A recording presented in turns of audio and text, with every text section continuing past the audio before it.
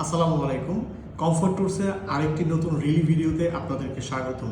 আজকে আমরা আপনাদেরকে আবারও চাইনিজ ট্যুরিস্ট ভিসার আপডেট দিতে যাচ্ছি। আজকে আমাদের টোটাল 6টা পাসপোর্ট ডেলিভারি এসেছে।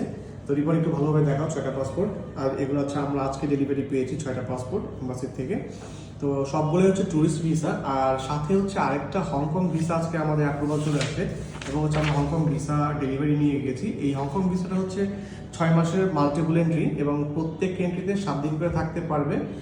এই হচ্ছে হংকং ভিসার আরেকটি আপডেট। তো যারা হচ্ছে চায়না এবং হংকং ভিসা নিয়ে করতে চাচ্ছেন তারা চাইলে অবশ্যই আমাদের সাথে যোগাযোগ করতে পারেন। আমাদের দক্ষ টিম আপনাদের চায়না এবং হংকং ভিসা খুব নির্ভুলভাবে প্রসেস করবে। আরেকটা কথা বলে রাখি, আমাদের হংকং ভিসাটা আমরা 1 মাসের মধ্যে ডেলিভারি পেলাম। আমাদের এটা গত মাসে অ্যাপ্লাই করা হয়েছিল, আজকে এটা অ্যাপ্রুভাল চলে আসছে।